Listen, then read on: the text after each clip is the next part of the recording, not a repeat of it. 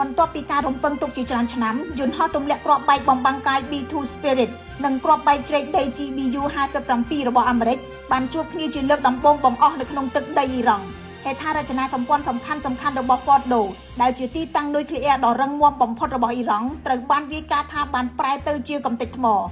យោងតាមភ្នាក់ងារព័ត៌មាន Reuters ចេញផ្សាយនៅថ្ងៃទី22ខែមិថុនានេះគ្រាប់បែកដ៏ប្រឡាយ GBU 57ចំនួន6គ្រាប់ត្រូវបានទម្លាក់ដោយយន្តហោះទម្លាក់គ្រាប់បែកធំបំផុតក្នុងលោករហស្សនាមខ្មោចលើមេឃ B2 Spirit ទៅបំផ្លាញទីតាំងនុយក្លេអ៊ែរ Fordo ជាយូរមកហើយដែលត្រូវបានគេជឿថាជាទីអាថ៌កំបាំងនិងសុវត្ថិភាពដែលមានតែ GBU 57មួយប៉ុណ្ណោះដែលអាចទម្លុះថ្មជ្រែកដីទៅបំផ្លាញវាបានរូបភាពផ្កាយរណបឯករាជ្យដែលត្រូវបានពិនិត្យដោយអ្នកវិភាគស៊ើបការនិងស្រង់ផ្សាយដោយសារព័ត៌មានអន្តរជាតិនានាបង្ហាញពីការខូចខាតយ៉ាងដំណំនៃផ្លូវរួមក្រោមដីនិងផ្ទៃខាងលើនៃទីតាំង Fordo ដែលបញ្ជាក់យ៉ាងច្បាស់ថាការបំផ្ទុះនេះគឺកើតចេញពីខាងក្នុងដីនេះជាសមត្ថភាពរបស់ GBU 57តែមួយគត់ GBU 57ដែលមានថាមពលសេនេតិកនិងសិនស័រអាចទម្លុះបេតុងកម្រាស់18ម៉ែត្រនិងជ្រែកដីជម្រៅ60ម៉ែត្រមុនពេលបំផ្ទុះជាមួយនឹងប្រវែង6ម៉ែត្រទម្ងន់ជិត14តោនមានតែយន្តហោះបំបាំងកាយ B2 តម្លៃ$2100លានអាមេរិកប៉ុណ្ណោះដែលអាចដឹកគ្រាប់កំណាចតម្លៃ$10លាននេះបាន B2 អាចទម្លាក់គ្រាប់ក្នុងល្បឿនលឿនជាងសំឡេងនិងចំគោលដៅដោយគ្មានលំអៀងដូច្នេះពេលដែលវាជួបគ្នាជាមួយនឹង GBU 57គ្រប់យ៉ាងនឹងខ្ទេចខ្ទាំក្នុងពេលត្រឹម20វិនាទីដំណើរគ្នានោះអាមេរិកបានបាញ់មីស៊ីល Tomahawk ចំនួន30គ្រាប់ពីនាវាមុជទឹកដើម្បីវាយប្រហារទីតាំងនុយក្លេអ៊ែរ2ទៀតរបស់អ៊ីរ៉ង់គឺ Natanz និង Isfahan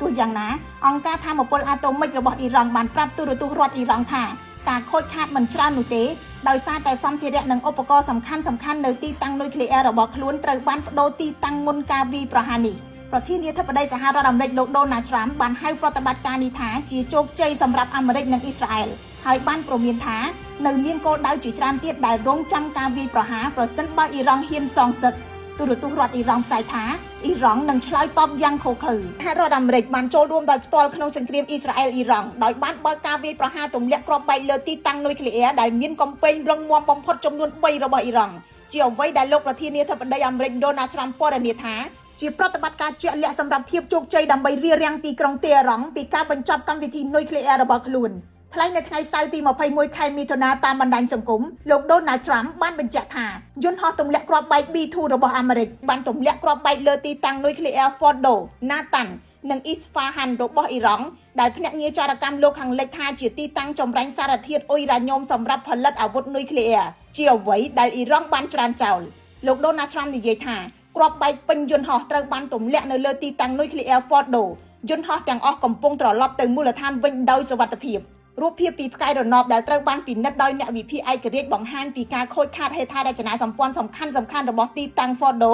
ដែលត្រូវបានសាងសង់យ៉ាងជ្រៅទៅក្នុងរូងភ្នំនៅជិតទីក្រុងខាមមាត្រដ្ឋាននិងភាពច្បាស់លាស់នៃការវាយប្រហារនេះបង្ហាញពីការប្រើប្រាស់គ្រាប់បែកដែលអាចជ្រែកចូលលេនដ្ឋានកម្រិតខ្ពស់គួរសម្គាល់ថានេះគឺជាលើកដំបូងនៃការចូលរួមដោយផ្ទាល់របស់យោធាអាមេរិកក្នុងជំនួសអ៊ីស្រាអែលនិងអ៊ីរ៉ង់ដែលជាការផ្លាស់ប្ដូរជំហររបស់ទីក្រុង Washington ដែលពីមុនគ្រាន់តែគាំទ្រផ្នែកភស្តុភារសពាវុធនិងចារកម្មប៉ុណ្ណោះប្រព័ន្ធផ្សព្វផ្សាយរដ្ឋអ៊ីរ៉ង់បានថ្កោលទោសកម្មភាពរបស់សហរដ្ឋអាមេរិកថាជាសកម្មភាពនៃសង្គ្រាមនិងបានព្រមានអំពីការឆ្លើយតបដ៏ឃោរឃៅ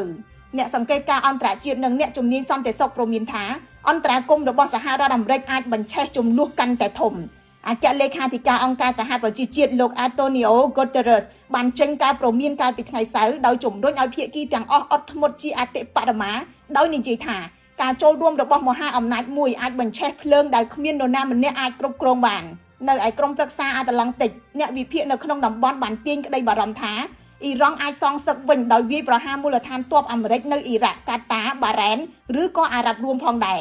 អ្នកខ្លះថែមទាំងព្រមានថាអ៊ីរ៉ង់អាចរាំងខ្ទប់ការដឹកប្រេងឆ្លងកាត់ច្រកសមុទ្រ Hormuz ដែលគំរាមកំហែងទៅដល់ការផ្គត់ផ្គង់ប្រេងពិភពលោកនិងសន្តិសុខដែនសមុទ្រលើសពីនេះការចូលដៃរបស់អាមេរិកអាចទាញក្រុម Hezbollah, Houthi និង Hamas ឲ្យចូលនៅក្នុងចំនួននេះថែមទៀត